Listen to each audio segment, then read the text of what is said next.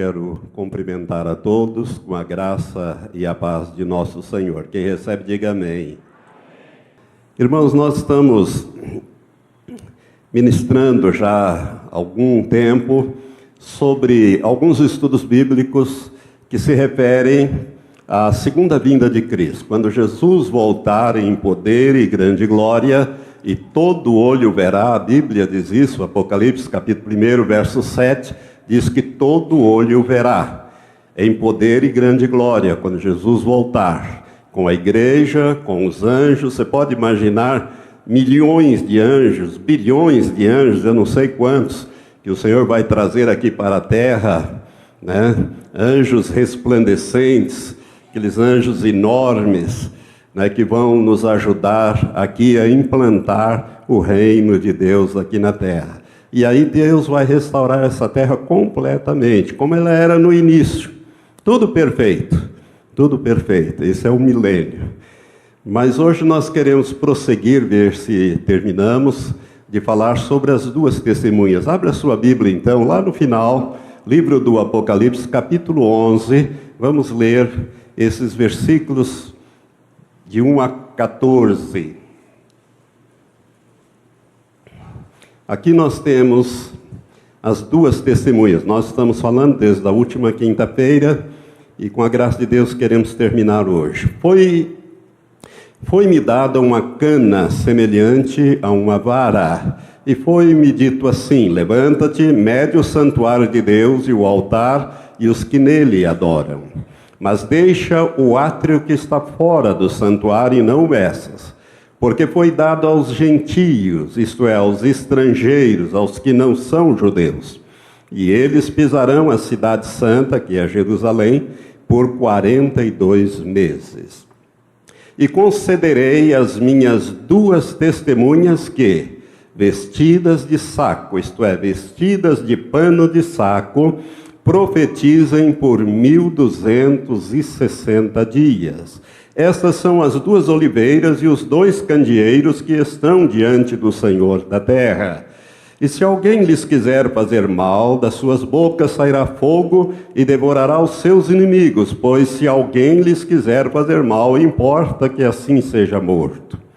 Elas têm poder para fechar o céu para que não chova durante os dias da sua profecia, e têm poder sobre as águas para convertê-las em sangue e para ferir a terra com toda sorte de praga, quantas vezes quiserem. E quando acabarem o seu testemunho, a besta que sobe do abismo lhes fará guerra e as vencerá e as matará. E jazerão seus corpos na praça da grande cidade, que espiritualmente se chama Sodoma e Egito, onde também o seu Senhor foi crucificado. Homens de vários povos e tribos e línguas e nações verão os seus corpos por 3 dias e meio, e não permitirão que sejam sepultados. E os que habitam sobre a face sobre a terra se regozijarão sobre eles e se alegrarão e mandarão presentes uns aos outros, porquanto estes dois profetas atormentaram os que habitam sobre a terra. E depois daqueles 3 dias e meio, o Espírito de vida, vindo de Deus, entrou neles, e puseram-se sobre os seus pés, e caiu grande temor sobre os que o viram. E ouviram uma grande voz do céu, que lhes dizia: subi para cá. E subiram ao céu em uma nuvem, e os seus inimigos os viram. E naquela hora houve um grande terremoto, e caiu a 10ª parte da cidade. E no terremoto foram mortos 7.000 homens, e os demais ficaram atemorizados e deram glória ao Deus do céu. É passado o segundo ai, eis que cedo vem o terceiro. Que Deus abençoe esta palavra ao nosso espírito. Amém? Quinta-feira nós avançamos até um ponto em que nós começamos a querer identificar esses dois homens, essas duas testemunhas. A Bíblia deixa claro que são 2 homens, não serão 2 mulheres, serão 2 homens que irão exercer um ministério muito diferente do que é o ministério cristão que nós, os profetas dos dias de hoje, exercem, via de regra. Via de regra, nós usamos muito a palavra da profecia para abençoar as pessoas, incentivá-las e abençoá-las, abençoar suas famílias, e assim tem sido feito ao longo de muito tempo. Mas esses dois homens são diferentes.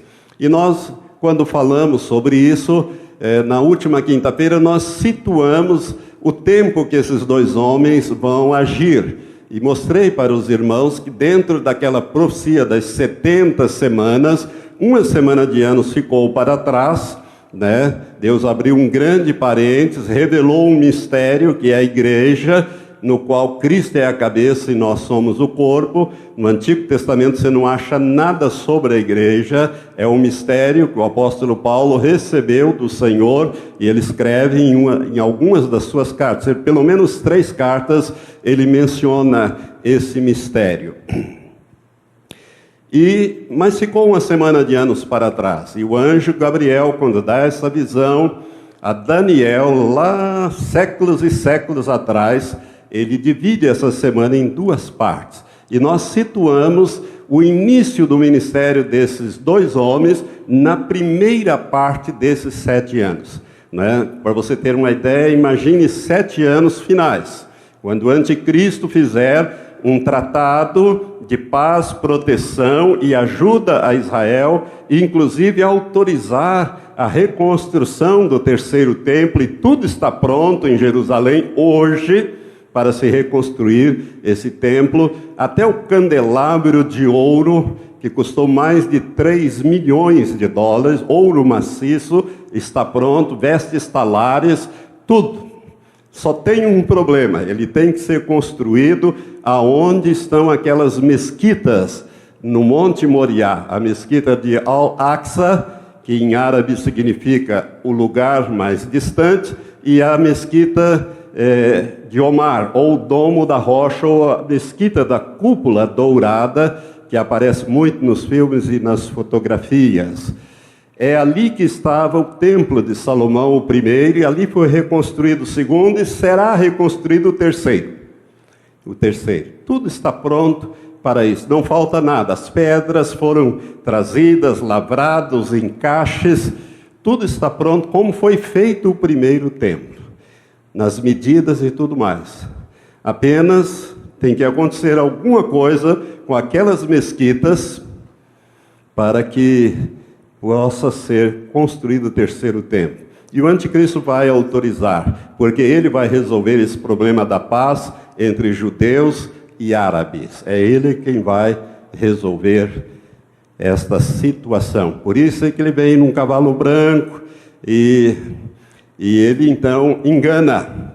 Ele engana, é o espírito de engano que ele traz.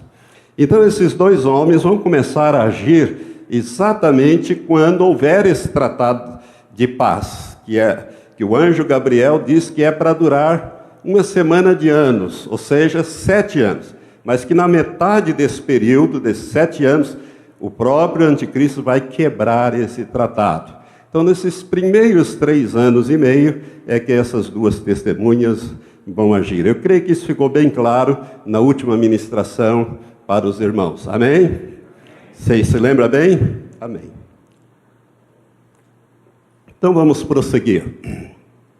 Eu falei também que quando nós vamos identificar essas 2 testemunhas, aparecem coisas muito esquisitas. Se você for pesquisar, você vai ver, e eu falei sobre a interpretação dos teólogos adventistas baseados nos ensinos de Ellen Goldwhite, que é a fundadora dessa religião, de que as 2 testemunhas seriam o Antigo Testamento e o Novo Testamento. E mostrei que isso não é possível, que é um absurdo essa interpretação.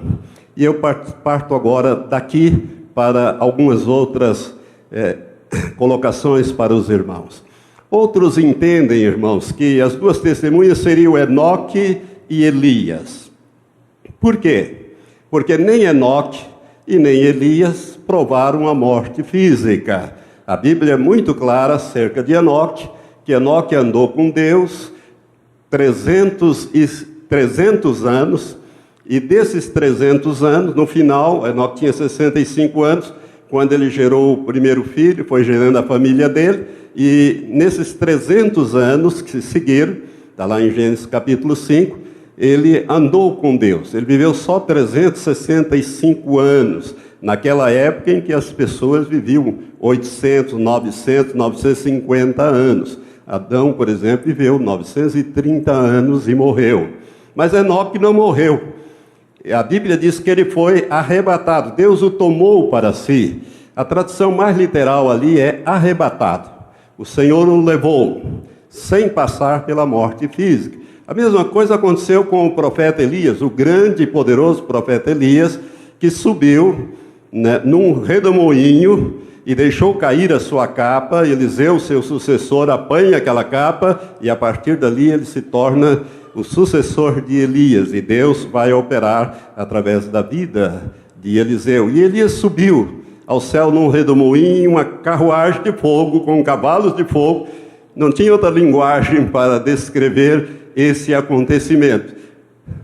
A quem estava escrevendo pareceu que era uma carruagem de fogo, uma coisa diferente, com cavalos de fogo, e ele então foi tomado. Então, por causa disso, muitos teólogos entendem que seria Enoque e Elias, essas duas testemunhas. Entretanto, nós entendemos que não. Enoque e Elias, irmãos, são tipos, ou arquétipos, tipos dos que vão ser arrebatados. Eles representam. Veja bem, quando Enoque e também Elias foram levados, eles não foram levados na mortalidade. Eles passaram pela imortalidade, assim como aqueles que serão arrebatados serão, num abrir e fechar de olhos, transformados. Num abrir e fechar de olhos, como diz a Bíblia. Seus corpos mudarão completamente. Esse corpo atômico nosso, formado por átomos, ele será modificado na sua estrutura e nós receberemos um corpo semelhante ao corpo que Jesus tinha quando ele ressuscitou, que passava pelas paredes, as portas fechadas, ele aparecia e desaparecia, um corpo que vai se deslocar nas dimensões espirituais, como nas dimensões físicas, sem nenhum problema mais, sem nenhuma limitação de tempo e de espaço. Então, quando Enoque e Elias foram levados, eles entraram na imortalidade. Eles não foram na mortalidade, porque a Bíblia diz que carne e sangue, que é a vida física, não herda o reino de Deus. E se tivessem sido levados assim, Enoque já tinha morrido há muitos séculos, porque quantos séculos faz que Enoque foi para o céu? Né? Que ele foi arrebatado, e Elias também. Já teriam morrido.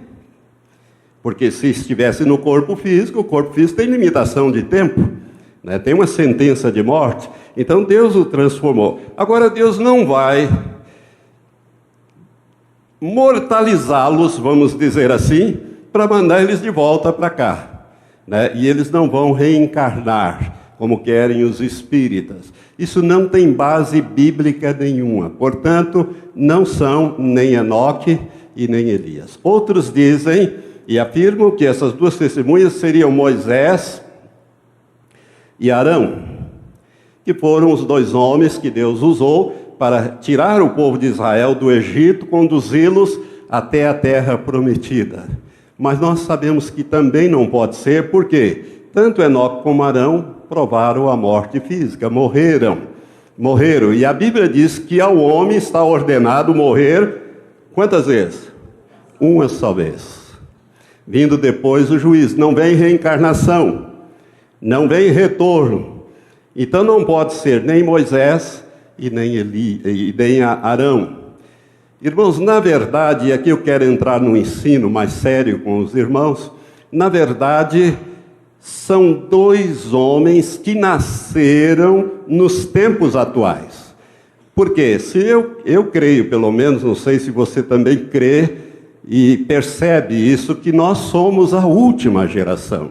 a geração que viu a figueira brotar, a geração que está vendo o cumprimento de todos os sinais e profecias que a Bíblia menciona, que Jesus mencionou e que outros lugares da Bíblia mencionam, como multiplicar da ciência e tudo mais. A Bíblia diz que há uma geração que não vai passar. Ela vai ser a geração que vai encerrar esse período de governo do homem sobre a terra, quando Jesus voltar. Então eu creio que nós somos a última geração, né? E se nós somos a última geração, esses dois homens têm que aparecer na última geração, porque esta geração vai se encerrar com a batalha do Armagedon e a implantação do reino de Deus visivelmente aqui na terra. Por isso que Jesus nos ensinou na oração do Pai Nosso a orar: venha o teu reino, venha o teu reino, seja feita a tua vontade, aqui na terra, como ela é feita no céu. No céu, a vontade de Deus é plenamente feita, não tem demônio, tem capeta, tem diabo lá para perturbar, né? Lá, então, a vontade de Deus é plena, mas aqui não, aqui é diferente. Então, Jesus nos ensinou, e este reino vai ser implantado aqui na terra. Isso vai acontecer no final desses 7 anos, que é a última semana de anos proféticos. Então, as duas testemunhas serão 2 homens, presta bem atenção nisso, serão 2 homens que terão ministérios semelhantes aos ministérios que tiveram Moisés e Elias. Moisés e Elias, mas não são Moisés nem Elias.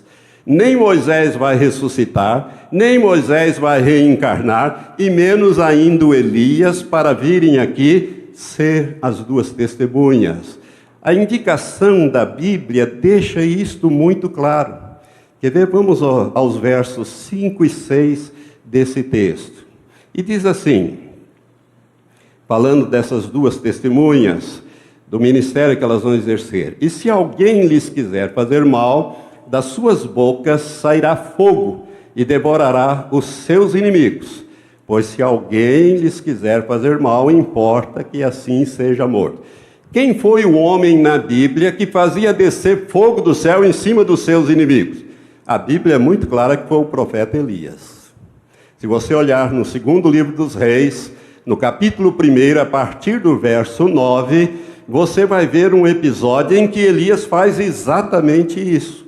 O rei Acasias ficou doente, sofreu um acidente e mandou os seus cupinchas lá, os seus embaixadores, perguntar a Baal-zebub se ele ia morrer ou se ele ia viver. Elias, com a direção de Deus, Elias antecede a estes homens e diz: olha, será que não tem Deus em Israel para se consultar? Tem que ir lá consultar um Deus estranho, o Deus dos Ecrons, a Baal-zebub? Vai e volta e diga para o rei que ele vai morrer. Ele não vai sarar desse acidente. E os mensageiros voltaram logo e o rei ficou: mas espera aí, vocês já voltaram? Por quê? Ele disse: não, nós encontramos um homem esquisito, com a roupa meio esquisita, que mais ou menos assim, que disse que o senhor vai morrer, que o senhor não vai sarar não.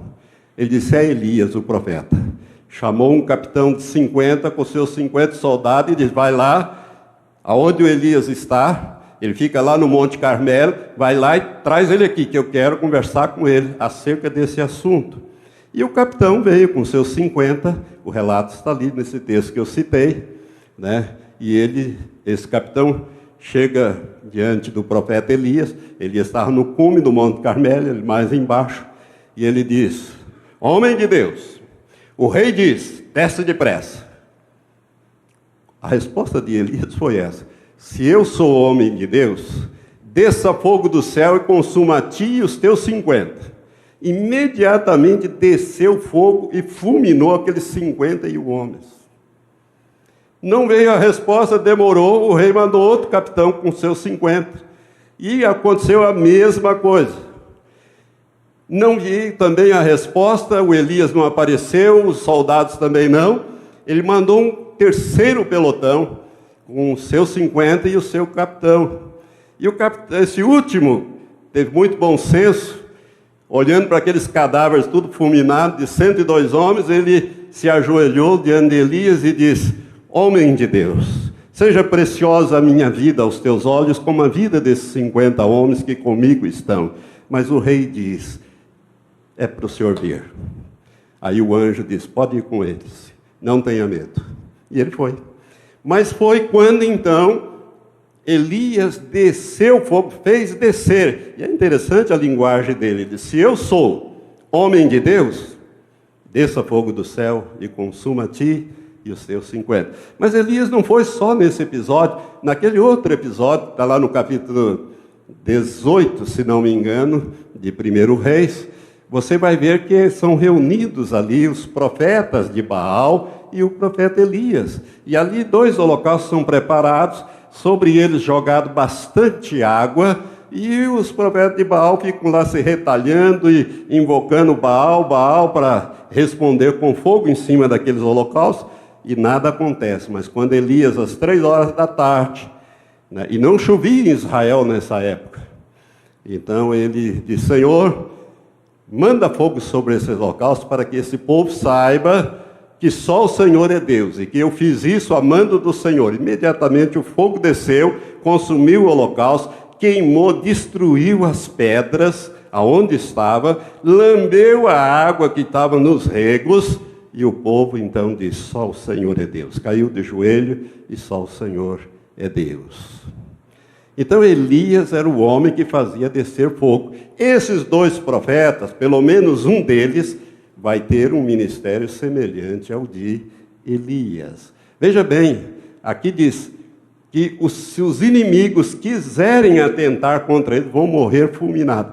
Eu quero dizer para você que vai ter uma mortandade, e a Bíblia fala que é uma coisa terrível. Então um desses homens terá um ministério semelhante ao que teve o profeta Elias. O outro terá o ministério semelhante ao que teve Moisés. Porque no verso 6 diz assim: eles têm poder para fechar o céu, para que não chova durante os dias da sua profecia. Elias também fez isso. E tem poder sobre as águas para convertê-las em sangue e para ferir a terra com toda sorte de praga, quantas vezes quiserem. Então, na Bíblia, o único homem que converteu água em sangue foi Moisés, lá no Egito. Foi a primeira das pragas que foram lançadas sobre o Egito. Então Moisés tocou com o cajado, mandou que Arão tocasse, que era o seu auxiliar, e as águas se transformaram em sangue. Águas do rio Nilo. Você pode imaginar esse caudaloso rio, transformou tudo em sangue, e de 7 dias não vai ter água, né? E o pessoal teve que cavar novos poços para conseguir um pouco de água para beber. Então, por isso, irmãos, é que eles são identificados como os 2 profetas que terão ministérios semelhantes, mas não serão Moisés nem Elias. Não há volta, como querem os espíritas. Eles querem usar esses textos para dizer que Moisés e Elias vão reencarnar, e aí dar base à doutrina da reencarnação, para exercer esse ministério e depois morrer. Não. A Bíblia deixa claro que quem morre uma vez não retorna para cá. Por isso não precisa ter medo de assombração, viu? Tem muita gente que tem medo dessas coisas. Não tenha medo, porque não volta. Ao homem está ordenado, decretado morrer apenas uma vez, vindo depois disso o juízo. Não é reencarnação. Amém? Então esses 2 homens terão ministérios semelhantes. E se você olhar para a Bíblia, você vai ver que tanto Moisés como Elias não terminaram os seus ministérios terrenos. Eles morreram antes. O Elias foi arrebatado e o Moisés morreu. Se você olhar para o ministério deles, você vai ver isso.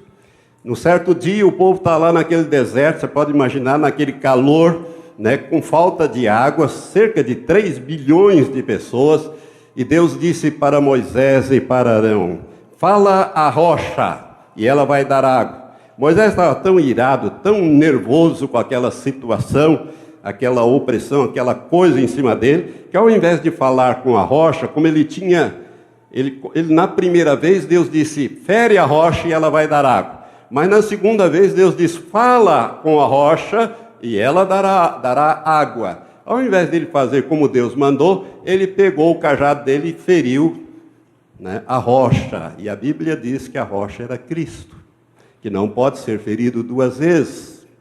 Não vai ter um segundo sacrifício de Jesus. Né? 1 Coríntios capítulo 10 diz que a rocha era Cristo. Então, veja bem, Moisés, por causa disso, Deus disse, você não creu, você não acreditou e não me obedeceu, você não vai entrar na terra prometida. Você vai ver a terra, mas não entra nela. Irmãos, aquele que lidera, por isso que a Bíblia diz, a quem muito é dado, muito ser-lhe-á exigido. O líder tem que tomar muito cuidado, porque tem um dobrado juízo sobre ele quando ele erra. Moisés era um homem que tinha uma intimidade com Deus como nenhum outro ser humano até hoje teve. Que via Deus face a face, conversava com Deus, com o Senhor Jeová. Mas Deus não perdoou isso. Moisés tentou várias vezes, Senhor, me perdoa. Deus disse, não me fale mais deste assunto. Você vai morrer e acabou. Você não entra, porque você me desobedeceu. E a Bíblia conta que Moisés, que tinha 120 anos, um vigor físico extraordinário, enxergava perfeitamente bem, completamente apto para introduzir o povo na terra, como era o plano original, porque Deus disse, olha, você vai pegar o povo lá, tirá-lo do cativeiro, vai levá-lo pelo deserto e vai introduzir e vai distribuir a terra para eles. Esse era o plano. Agora Deus disse, agora você vai comissionar Josué, que vai fazer essa parte final, que seria o seu ministério. E tem mais, sobe nesse monte, que eu vou mostrar a terra, que mana leite e mel para você. Mas você não vai entrar lá. Do monte você vai morrer lá no monte. E os anjos é que sepultaram Moisés, irmãos. Os anjos é que sepultaram Moisés. Então Moisés teve o seu ministério terreno interrompido. Elias a mesma coisa. Elias, depois de matar os 450 profetas de Baal, fazer descer fogo, etc., Jezabel, que era casado com o rei Acabe, mandou um recado para ele, diz, olha, assim me faço os deuses e outros tantos, se amanhã eu não te degolar, eu vou tirar a tua cabeça de cima do teu corpo. Elias temeu, um homem poderoso, um homem extraordinário, né, que é só ele falar e Deus fazia. Ele temeu e fugiu de uma mulher. E a Bíblia diz que ele fugiu, e quando ele estava naquela fuga, ele fez uma coisa que nós precisamos tomar cuidado. Quando ele estava deitado ali debaixo de uma árvore, de um zimbro, ele disse, Senhor, tira a minha vida, eu não aguento mais. Tira a minha vida, eu não sou melhor que os meus pais. Cuidado com as orações que você faz. Deus pode ouvir e atender. Aí Deus mandou um anjo, ele caiu no sono, mandou um anjo com pão, água, acordou, comeu, dormiu. Mais um período, não sei quantas horas, lá vem o anjo outra vez, acordou, mais pão, mais água, e a Bíblia diz que com a força daquela comida ele caminhou 40 dias até o Monte Horebe, que é o Monte Sinai, no extremo sul da península do Sinai. Eu estive nesse monte, eu subi esse monte, aonde Deus deu os 10 mandamentos a Moisés. E ali, ele passou a noite. E Deus, então, questiona ele de manhã, o que fazes aqui, Elias? Ele disse, mataram os teus profetas, derrubaram os teus altares, só eu fiquei, já querem me tirar a vida, né? E Deus, então, mostra que Elias poderia ter agido de outra maneira. E aí Deus diz, tá bom, já que você pediu a morte, eu vou te conceder. Mas Deus não vai matar Elias, ele vai arrebatar Elias. Mas já que você não quer continuar mais com o seu ministério, faz o seguinte, unge a Eliseu no teu lugar. e faz mais isso e mais aquilo. Deus dá mais 2 ordens para ele que ele não fez, ele só cumpriu a ordem de ungir Eliseu no seu lugar. Eliseu é que vai cumprir essas outras 2 ordens que Deus havia dado a Elias. Mas ele vai e joga a capa sobre Eliseu, e a partir dali Eliseu passa a ser o moço de Elias, e logo depois Elias é arrebatado. Não terminou o seu ministério como era o propósito de Deus. Então os dois tiveram ministérios interrompidos. E é interessante que quando Jesus pega no Evangelho de Mateus, nos 3 evangelhos, Mateus, Marcos e Lucas, tem esse registro, ele pega Pedro, Tiago e João, os principais discípulos que ele estava treinando para serem os líderes da futura igreja. Ele sobe no monte, o Monte Tabor. A Bíblia não diz que é o Monte Tabor, mas este é o Monte da Transfiguração. E ali, no topo daquele monte, Jesus é transfigurado, ele muda totalmente. Seu rosto se torna resplandecente como o sol, suas roupas brilham. Ele se torna completamente, ele entra na glória, vamos dizer assim, no seu estado glorioso. E aparecem para conversar com eles 2 homens, Moisés e Elias, também com as vestes resplandecentes. Eles estão vivos lá no céu, mas não vão voltar. Eles falavam com Jesus acerca da proximidade da crucificação de Jesus. Pedro resolve até querer fazer 3 cabanas, sem saber bem o que estava falando, mas a Bíblia nos diz que Moisés e Elias apareceram a Jesus e falavam com ele acerca dos dias que estavam para se cumprir, que o ministério dele estava terminando. Portanto, irmãos, são 2 homens que têm ministérios semelhantes ao ministério que teve Moisés e ao ministério que teve Elias, mas não são nem Moisés e nem Elias. Amém? Você entendeu bem? Agora, vamos ver o que essas 2 testemunhas vão fazer. O verso 6 diz assim: Elas têm poder para fechar o céu, para que não chova durante os dias da sua profecia. Irmão, você já pense um pouco. São Paulo está sofrendo aí, sem água, dá um chuvisco de vez em quando, e a coisa está ficando difícil, e a capital está sendo ameaçada. É possível que aqueles milhões de pessoas que moram lá tenham que mudar para o interior. Há esse risco, já calcularam esse risco. Agora imagine esses homens se resolverem fechar o céu sobre o Brasil durante 3 anos e meio, porque durante esse período, se eles disserem sobre o Brasil não chove uma gota, Deus não vai deixar cair uma gota sobre o território do Brasil. Imagine vocês, eu acho que vai ter água só no Amazonas, o Paraná seca. Como é que vai ser? Irmãos, o poder que esses 2 homens têm é o poder de Deus. Eles vão operar o poder de Deus sobre a terra. Como Elias fez, e não choveu uma gota sobre o reino de Israel durante 3 anos, e só choveu quando ele disse: eu vou clamar a Deus e vou pedir que ele mande chuva, e ele vai mandar chuva. Tanto que ele disse para o rei Acabe: olha, come, bebe e aparelha e vai para casa no seu carro, porque vem um aguaceiro aí. Mas não havia nuvem nenhuma no céu, não chovia 3 anos.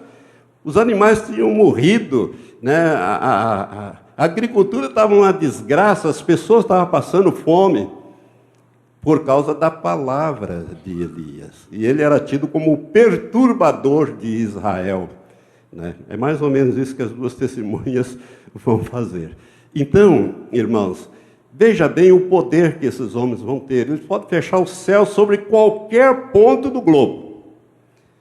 Diz: não chove em tal área Deus não deixará chover. E diz aqui: para que não chova durante os dias da sua profecia, que são 3 anos e meio. E tem poder sobre as águas para convertê-las em sangue. Você já pensou, irmão? se resolve esses dois lá.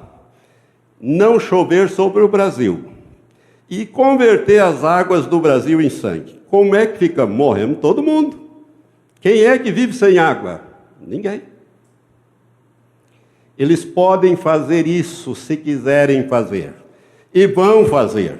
Não estou dizendo que vão fazer sobre o Brasil, né? Mas vão fazer. Você quer estar aqui para ver? Não?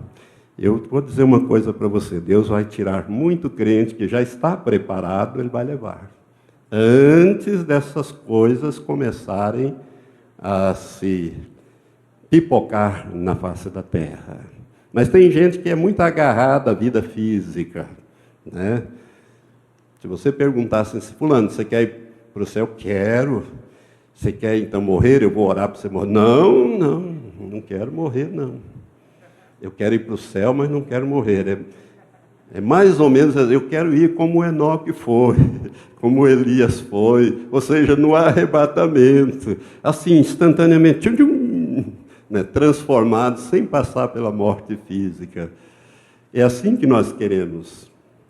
Mas, irmãos, no dia 31 eu fiz uma pregação sobre as bem-aventuranças do livro do Apocalipse, e uma delas é: bem-aventurados os mortos que desde agora morrem no Senhor, para que descansem e as suas obras os acompanhem. Olha, vão descansar, mas a turma não está querendo descansar, não. Está querendo ficar aqui nesse sofrimento. Mas eu vou dizer para você que eles podem fazer o que Elias e Moisés fizeram. Irmãos, a água já anda escassa no mundo, a água potável. Cada vez diminui mais. Imagine transformar a água em sangue. Que juízo terrível vai ser que esses homens têm poder de Deus para fazer isso. Elias, ele usava uma frase muito interessante. Toda vez que ele abria a boca para falar, ele disse: vive o Senhor Deus, em cuja presença estou. E a partir dali, o que Elias dissesse, Deus fazia. Moisés era outro homem que, um dia ele disse para aqueles revoltosos lá: se esses homens morrerem como morre qualquer homem, né, se eles forem visitados, ou seja, tiverem dificuldades como todos os homens têm, então Deus não me enviou. Mas se Deus criar alguma coisa nova, e a terra se abrir debaixo dos seus pés, e eles vivos descerem para o inferno, então saberão que Deus me enviou. Acabou de falar, Deus acabou de fazer. Abriu a terra, e toda aquela multidão de gente revoltosa desceu vivos ao inferno. Irmãos, são dois homens poderosos, que têm um ministério semelhante aos ministérios que teve Moisés e Elias. E continuamos aqui, diz, na parte final do verso 6, e para ferir a terra com toda sorte de praga, quantas vezes quiser. Pense um pouco, irmão. Pense um pouco. Praga. Se esses homens resolverem ferir de morte um determinado país, eles mandam uma praga lá e não sobra ninguém vivo. Porque eles têm poder, olha bem o que diz a Bíblia, eles têm poder para fechar o céu, eles têm poder para transformar a água em sangue, eles têm poder para mandar praga quantas vezes quiserem, em qualquer lugar. Eu quero dizer uma coisa muito séria para você que está me ouvindo e você que vai me ouvir também aí pelas gravações. Muitos cristãos, nascidos de novo, vão se colocar contra esses dois homens. Vão dizer mais ou menos assim, inclusive pastores: esses homens não são de Deus. Deus é amor, Deus é bondade, Deus é misericórdia. A Bíblia diz que as misericórdias de Deus se renovam a cada manhã. Agora esses aí só sabem matar, só sabem destruir. Mas se esquecem que a moeda tem dois lados, tem duas faces. Se Deus é amor e misericórdia, do outro lado é juízo. Deus não tem o culpado por inocente. Essa iniquidade que existe sobre a terra e que está ficando cada dia mais intolerável, até de você ver as notícias, Deus vai julgar isso. Não tenha dúvida. E esses dois homens são homens do juízo. E não adianta querer matá-los, porque durante aqueles 3 anos e meio, ninguém vai tocar num fio de cabelo deles. Se tentar, morrem. Agora, irmãos, o que vai acontecer de gente morta nessa terra vai ser um caso muito sério. Você quer ver para onde que esses homens vão? Abra em Jeremias, capítulo 25.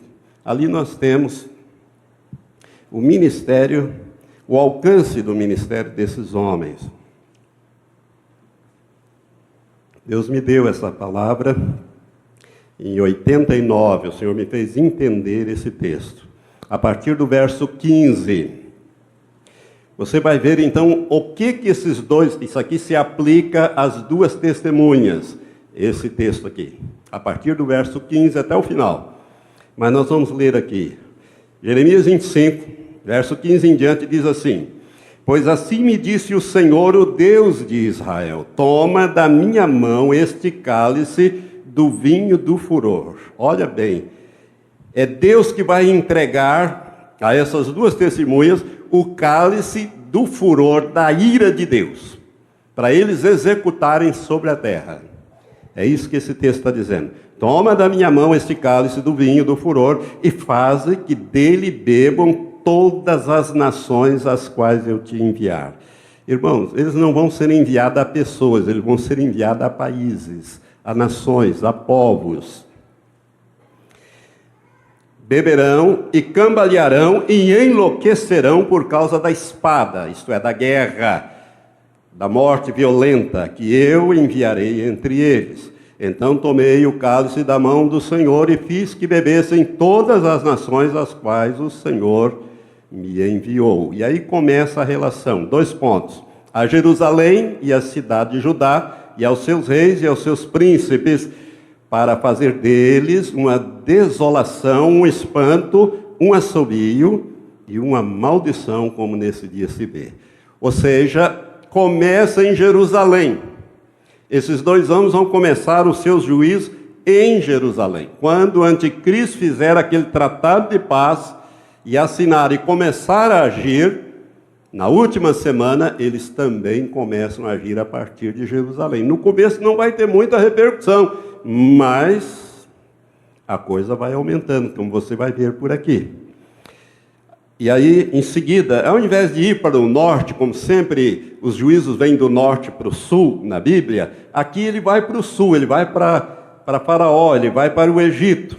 Verso 19: a Faraó, rei do Egito, e aos seus servos, aos seus príncipes e a todo o seu povo. Você pode imaginar quando esses homens começar a profetizar no Egito e a trazer juízo sobre o Egito? Vão tentar matá-los, não vão? Com toda certeza. Com toda certeza. E a todo o povo misto, diz o verso 20, e a todos os reis da terra de Uz, e os reis da terra dos filisteus, a Asquelon, a Gaza, Ecrom, e o que resta de Adotes, esse povo palestino.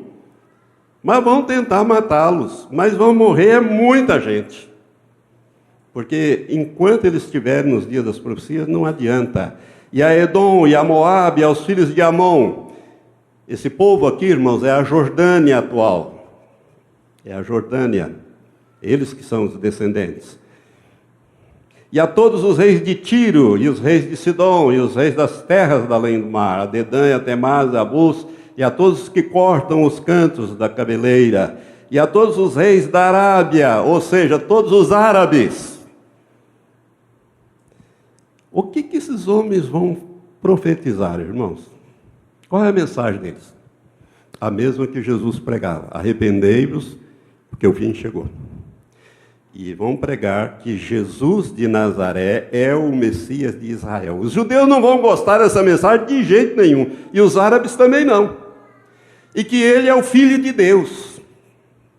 Para os árabes e para os judeus, isso é uma blasfêmia. Você pode imaginar quando eles forem lá para Meca, Medina, o que eles vão fazer com aquelas coisas erradas lá? Fogo? Irmão, vai ser uma coisa terrível. Juízos sérios.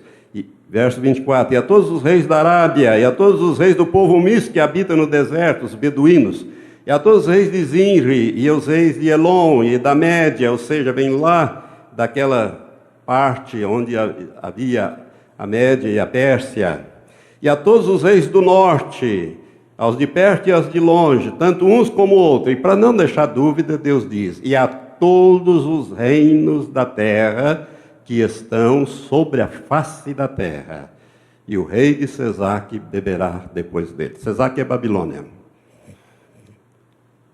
O alcance do ministério desses dois homens é toda a terra, Brasil no meio, como diria o Joemir Betti, né? E o Brasil no meio, em toda a terra. O que esses homens vão pregar? Eles vão pregar que Jesus é o Filho de Deus, é o Messias de Israel, está voltando, está na iminência de retornar à terra, que todas essas religiões são falsas. Imagine aí, que esses profetas são mentirosos, são falsos, e que se não houver arrependimento e confissão de pecado e abandono, vão morrer. Então a mensagem que eles têm é a mensagem que hoje nós pregamos: arrependimento, confissão, abandono de pecado e preparação. Preparação. Mas, como eu disse, muitos cristãos nascidos de novo vão se pôr contra esses homens. Mas esses homens não são de Deus, não. Esses homens só mandam fogo. Esses homens estão matando todo mundo. Que negócio é esse? Deus é amor, Deus é bondade. Hoje não é assim? Não querem incluir os homossexuais e tudo mais, e papa, e fazendo isso e outras coisas por aí? Né? E quando você quer falar alguma coisa, você é homofóbico, você é fundamentalista. Esses serão os mais fundamentalistas de todos. E durante esses 3 anos e meio, e não tem esse negócio de passaporte e visto, não. Eles estão aqui, estão lá. São homens de Deus. Do Senhor é a terra. Vamos continuar aqui, porque tem mais coisa aqui. Pastor, pois lhe dirás, diz Deus, né? Assim diz o Senhor dos Exércitos, verso 27, o Deus de Israel, bebei, embebedais e vomitai e caí, e não torneis a levantar por causa da espada que eu vos enviarei. Se recusarem a tomar o copo da tua mão para beber, então lhes dirás, assim diz o Senhor dos Exércitos, certamente bebereis. Pois eis que sobre a cidade que se chama pelo meu nome, que é Jerusalém, eu começo a trazer a calamidade, e a vez vós de ficar totalmente impunes, não ficareis impunes, porque eu chamo a espada sobre todos os moradores da terra, diz o Senhor dos Exércitos.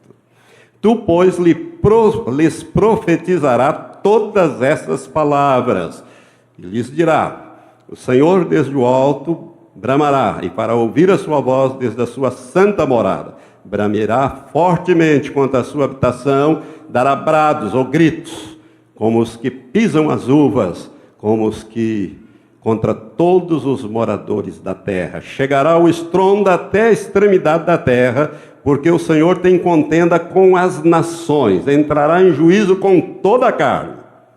Quanto aos ímpios, eles o entregará à espada, diz o Senhor.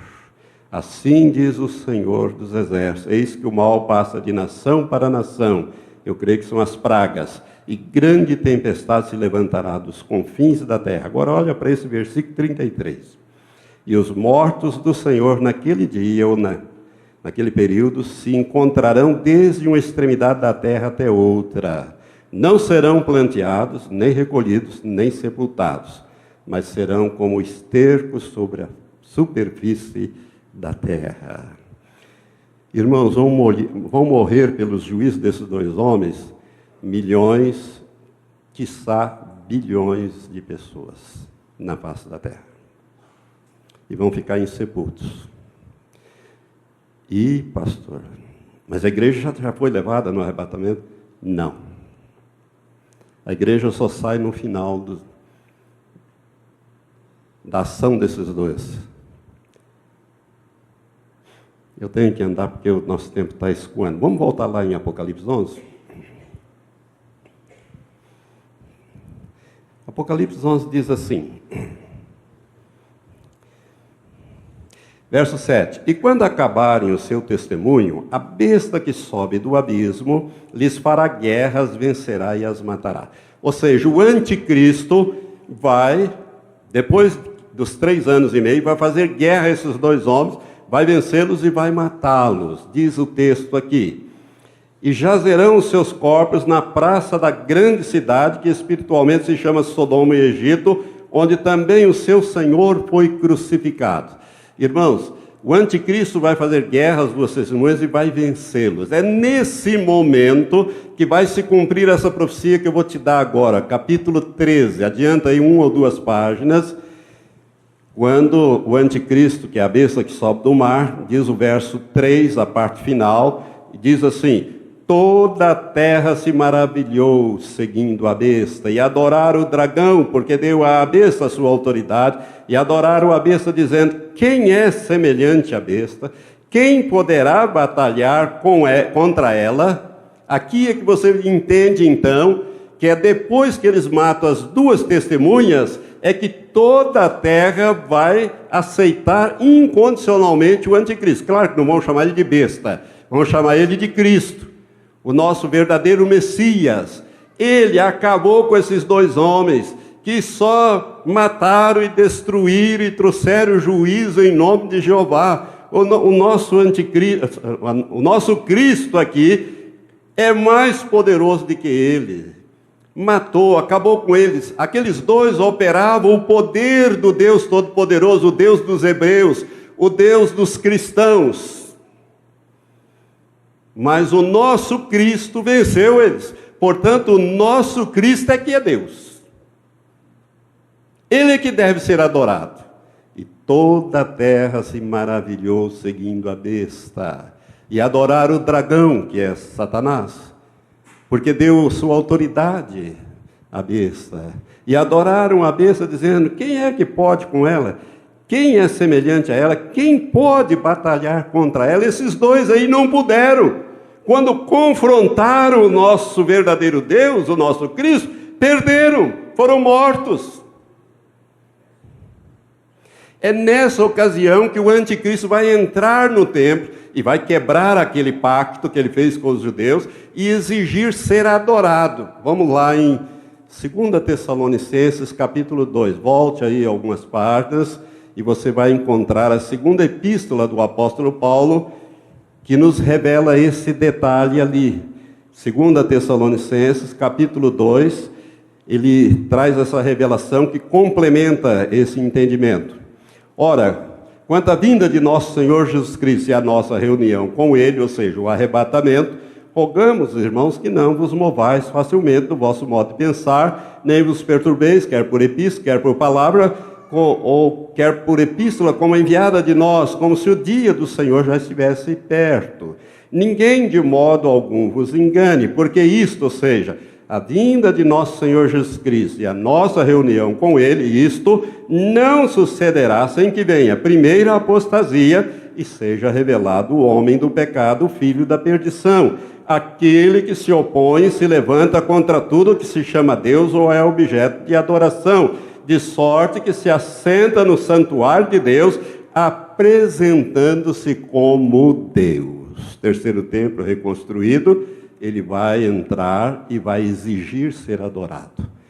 Se você for para o sermão profético de Jesus, de Mateus capítulo 24, a partir do verso 15, Jesus fala da grande tribulação.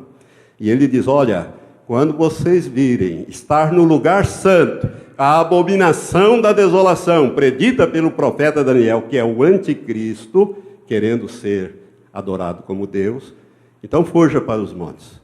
Quem estiver no campo, não volta. Quem estiver no telhado, não desça. Fuja com a roupa do corpo.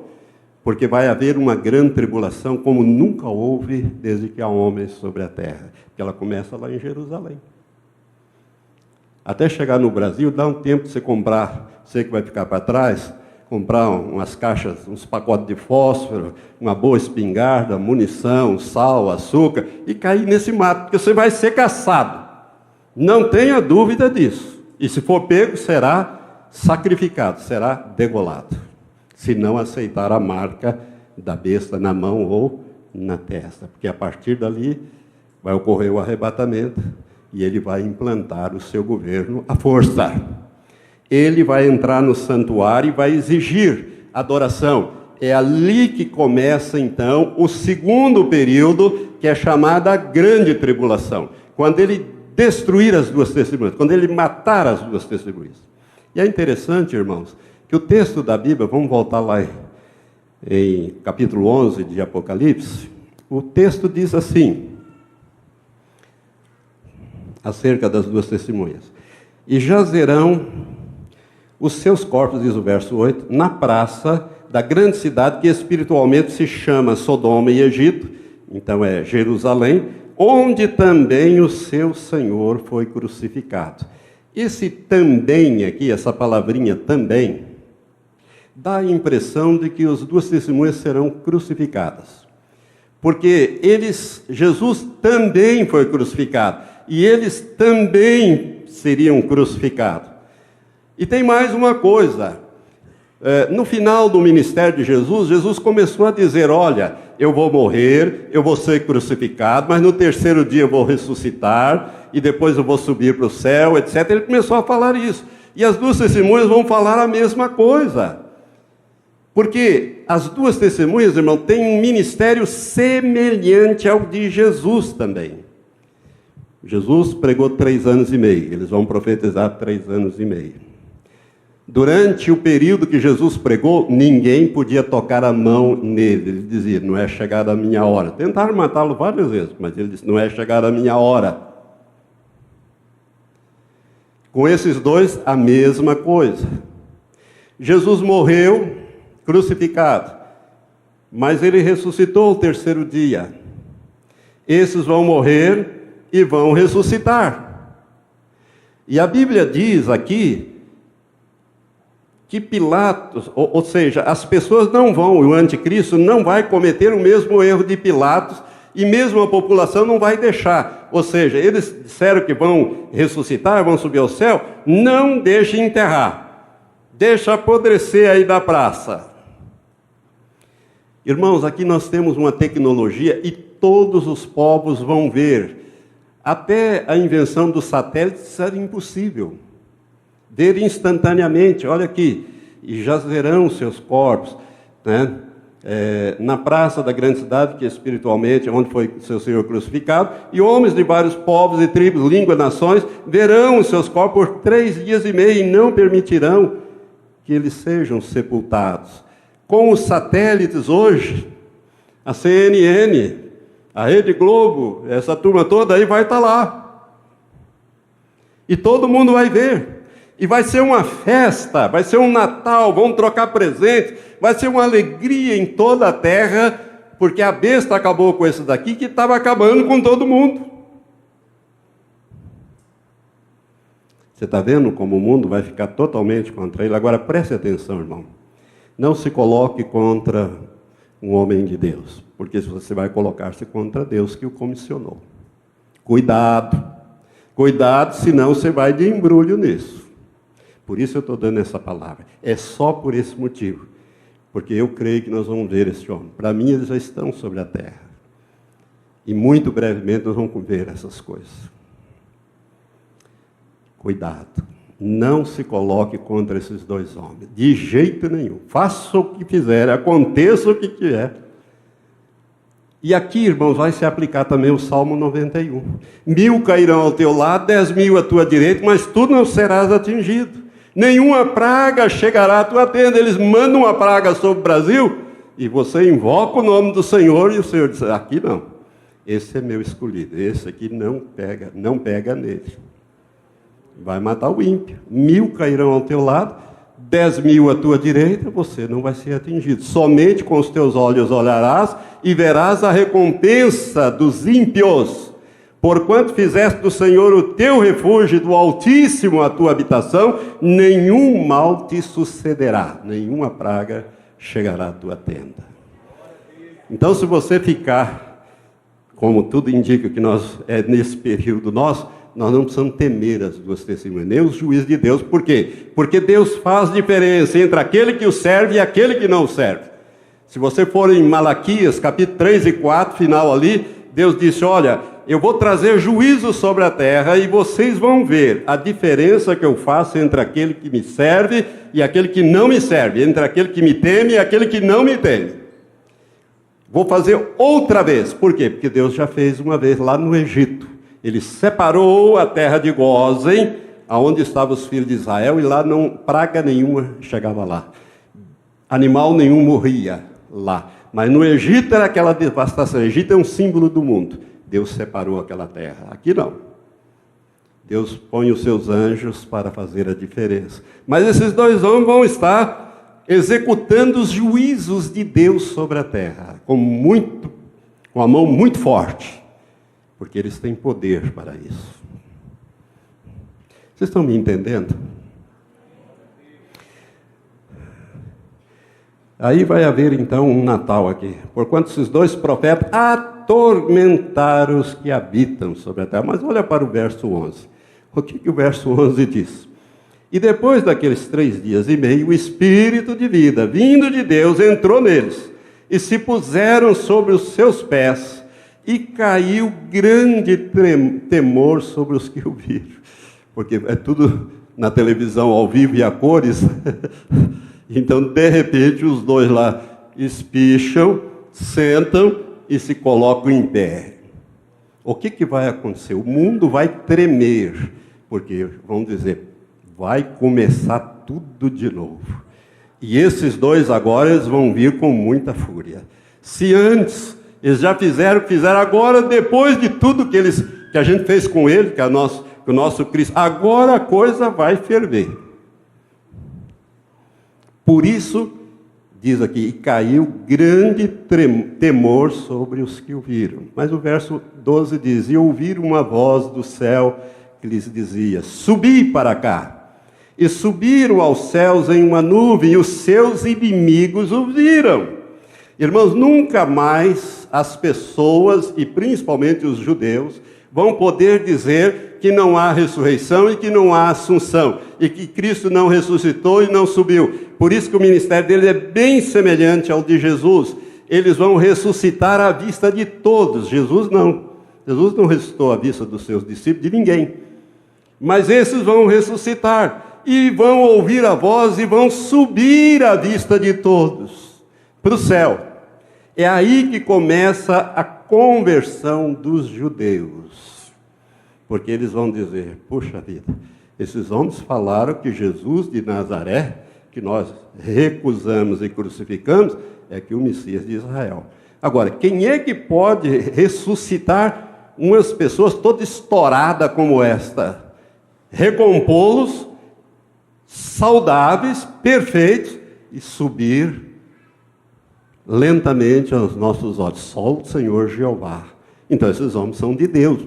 O que eles pregaram mesmo? O que é? É Jesus, é o Filho de Deus, que eu tenho que me converter, eu tenho que me arrepender. Olha bem o que acontece aí no verso. E naquela hora, diz o verso, e ouviram uma grande voz de subir para cá. Verso 13. E naquela hora houve um grande terremoto e caiu a 10ª parte da cidade. E no terremoto foram mortos 7.000 homens. E os demais ficaram atemorizados e deram glória ao Deus do céu. Aqui começa, no meu entender, a conversão em massa do povo de Israel. Irmãos, e o que vem em seguida? O verso 15 diz que foi tocada a 7ª e última trombeta. Não tem mais trombeta na Bíblia. Não tem mais trombeta no livro de Apocalipse que encerra a Bíblia. E a igreja vai subir quando? Ao som da última trombeta. 1 Coríntios 15, versos 50 a 52. O apóstolo Paulo traz essa revelação.